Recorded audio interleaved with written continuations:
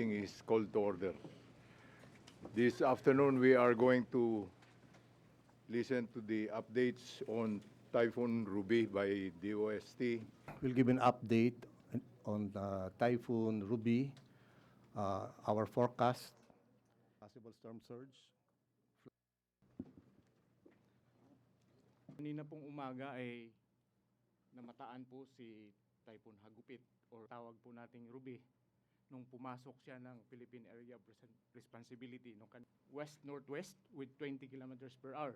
Yun pong translation po nung 2 p.m. po, nasa Samar po siya or dito sa western side ng Samar Island. Tuesday. Next. Yung pong last po niyang matamaan ay Mindoro po. So, doon bigay namin sa inyong listahan. Next.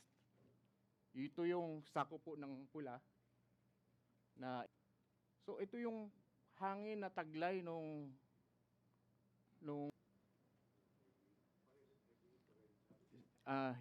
heavy, intense, torrential po. Kita po nating initial po nating pinapatakbo yung ating storm surge, mapapakita po yung mamaya.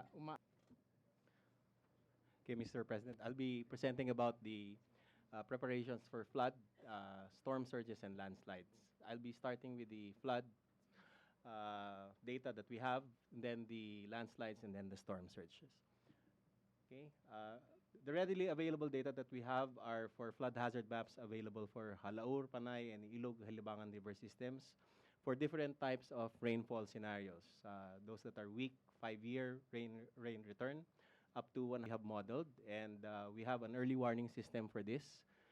We can warn because we have sensors and simulations hours in advance for all of these 21 river systems. High tide to o low tide, tataas ito ng 4 na metro o 1 palapag.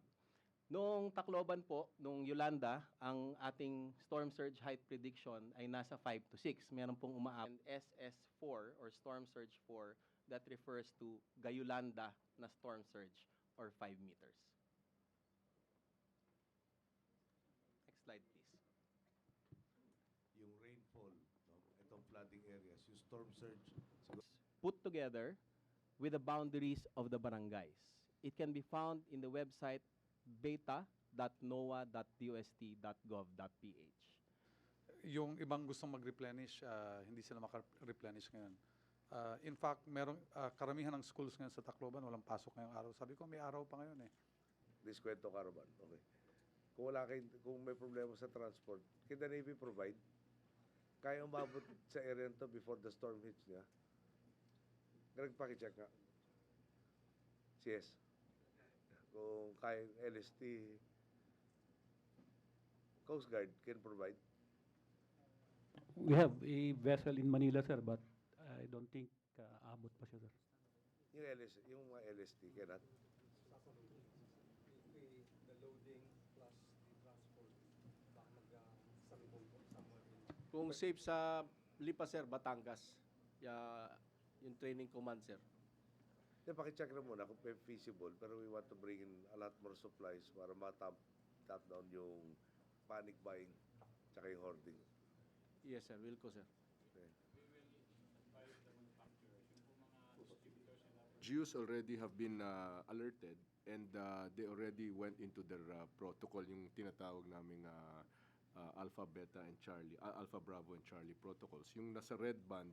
When we received the advisory that Eastern Samar will be affected, we deployed immediately 3,000 po to Burungan, but